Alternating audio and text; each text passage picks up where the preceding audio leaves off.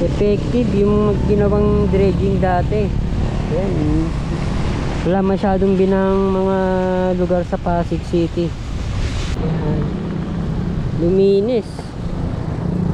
Ganda tingnan pag walang mga water hyacinths, mga basura. Dapat pala merong spillway isa malapit sa Laguna Lake, kaso hindi na naduloy. Merong mga basura doon sa sa drainage. Ito yung ginawang outdoor na gym.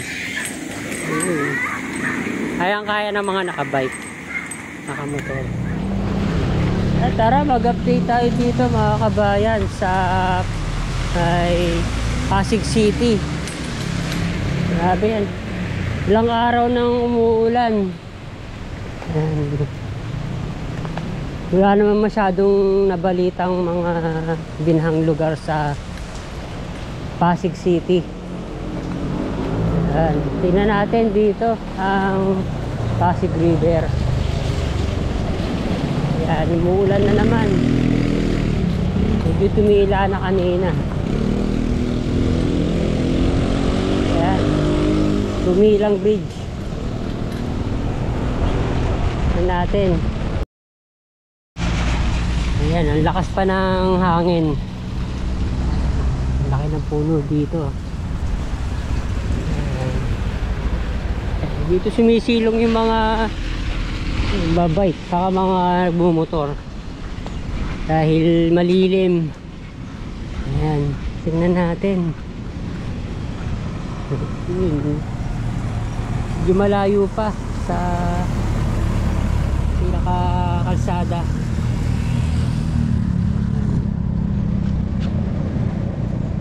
May isang pa, isang metro pa.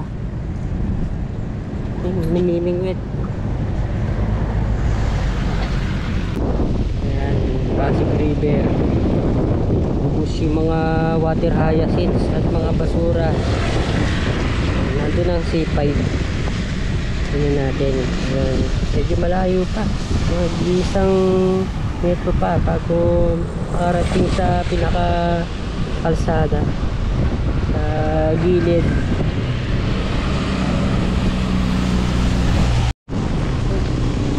Effective yung ginawang dredging dati.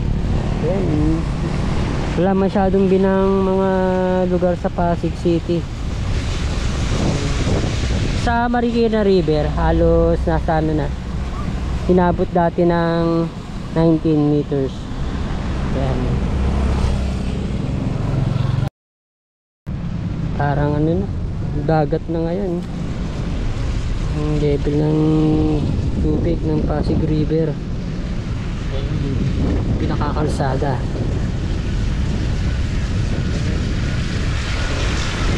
Ang galing ng buting pwedeng Taguig BGC. Yan, tumila na uli. Nag-iipon lang ng tubig. Mga ilang minuto lang umuulan uli. Ayun, may mga pa doon, mga bahay pa doon sa gilid. Diyan ang dadaan ng Pasig River Esplanade. Yung kahanay ng next phase. Yan, yung nasa kaliwa.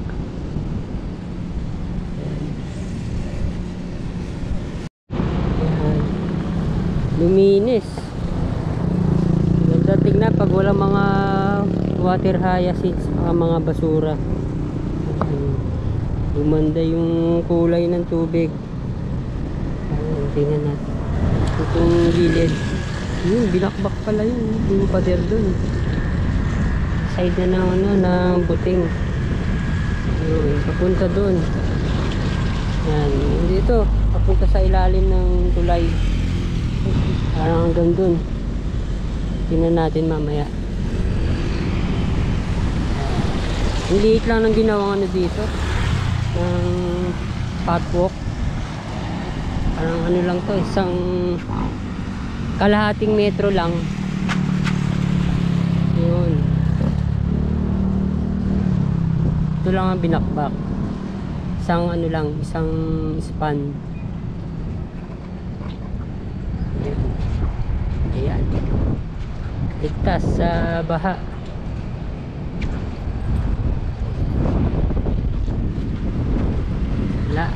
Naabot yan ng baha. Hindi mo nga alam makikita yung view ng Pasig River. Dati yan ano lang yan eh, naka-open lang. Meron ng pader. Ayun, ginawang drainage. Tingnan natin. Dito pala. Hindi pala sa ilalim ng tulay. Yun, sa gilid.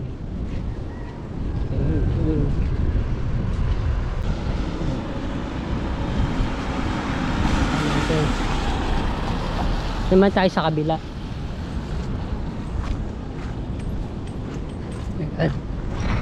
Yun, may ano pa mga aeroplano.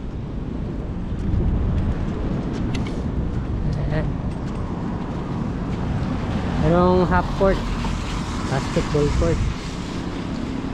Ayan, sa kawalan na ng mga open space para sa mga sports na facilities, yung mga kalsada kino-convert na sa mga basketball court. Tennis court din sana eh. Ganda rin sports.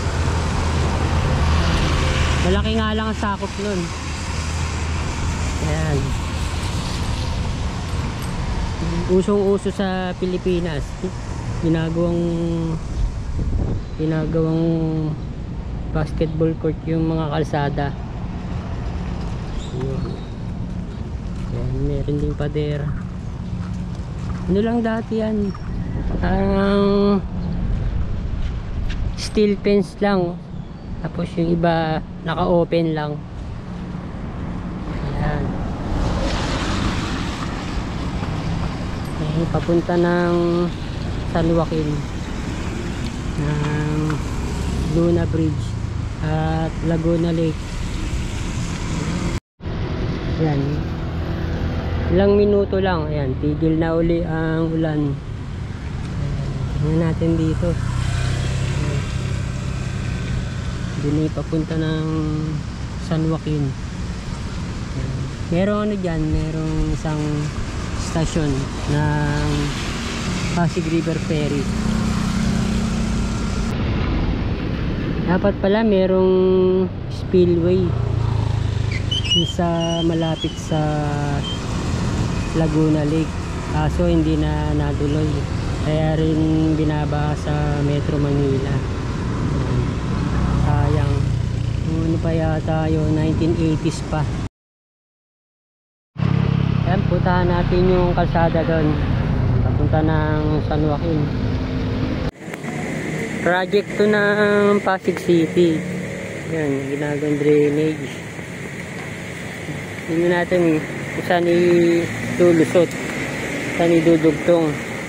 Dito meron ginagawa sa gilid galing ng Pasig River. Ayan, doon tayo galing. Ito yung drainage. Laking drainage ito. San lane.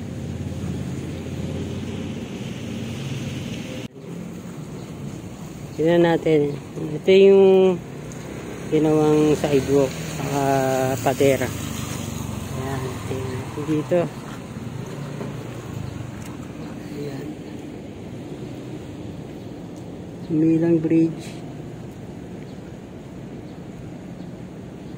Ayan.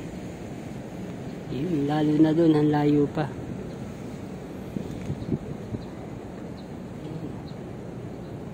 Buti na lang pinadredge to dati. Laking tulong. Ayan ang nakalagay, construction of RCBC drainage line and sidewalk. Ayan. Project ng Pasig City. Ito.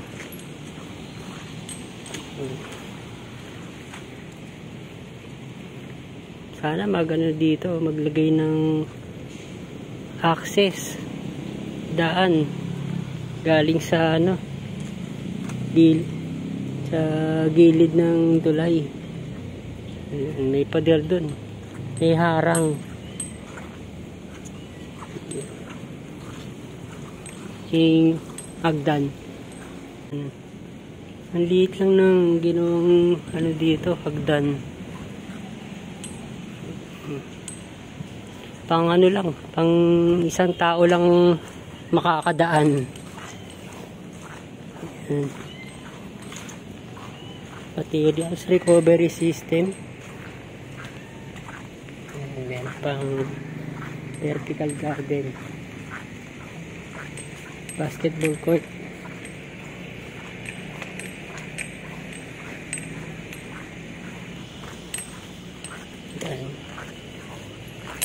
Nakaabot to ng tubig, pero ngayon wala.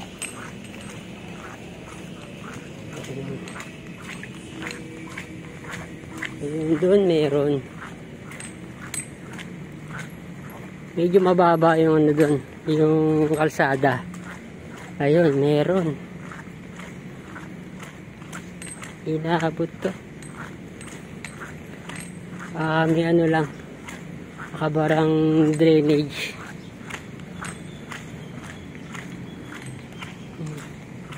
Mababaw lang. Itong parte lang na to ang merong tubig. Ayun, merong mga basura doon sa ano, sa drainage. Ito, ginawang outdoor na gym. Kayang-kaya ng mga nakabike, nakamotor. Kung dami ng mga graffiti. Yan. Sira na yung ano, yung bubong. Yung maintenance palagi ang problema sa ano no, sa Pilipinas. Mga local governments. Yan, maganda ng una, pero pag nakailang buwan na, nasisira na. Ito, sira na to.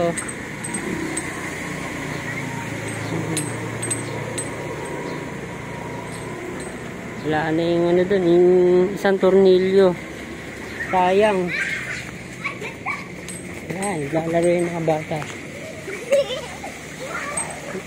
O kaya ay nandito, wala na. Ayan.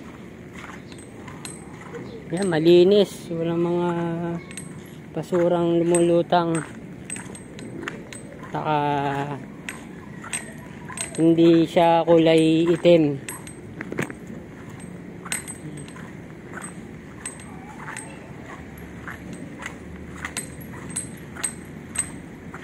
Yeah, thank you for watching po ulit mga kabayan.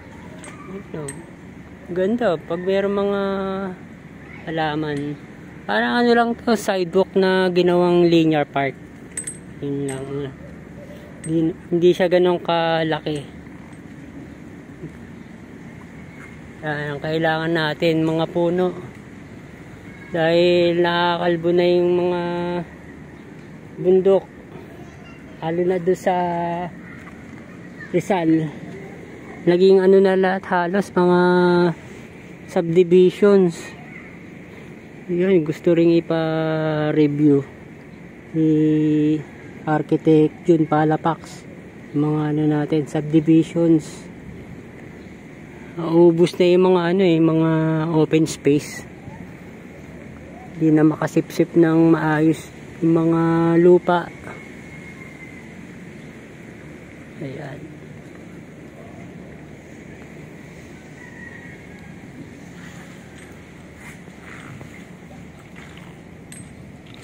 Kaya tumila na ang ulan.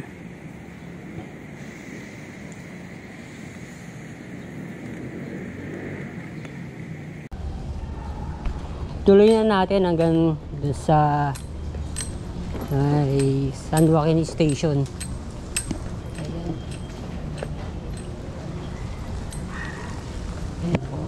Kung ito mga okay pa to, mga gym equipments. Ayan. Ito nagiging ano rin to, basketball court din to, yung parte na to. Yun. Yan. San Joaquin Pasig River Ferry Station.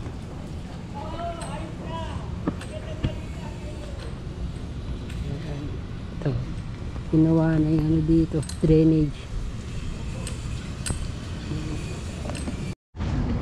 Ito, nasira na tong isang span ng railings. Ganyan lang yan dati. Ayan.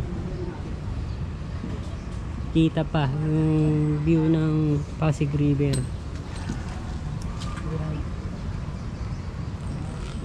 Wala naman mga bahay sa Gedli.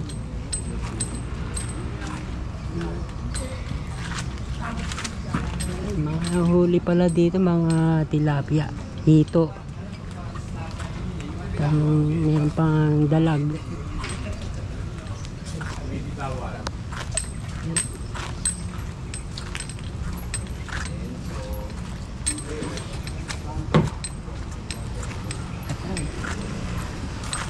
Pati yung mga handle ng drainage, mga substandard, yung mga rebar ginagawang hawakan. Ito okay na sana, pero yan mga rebar, yung mas magagandang klase pang ano mga hawakan. Dapat din yan mabago rin.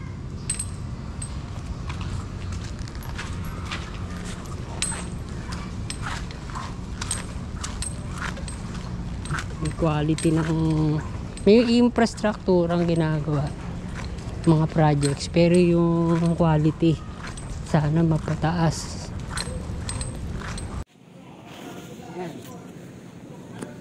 Stasyon ng San Joaquin. Yan, nakasarado ngayon.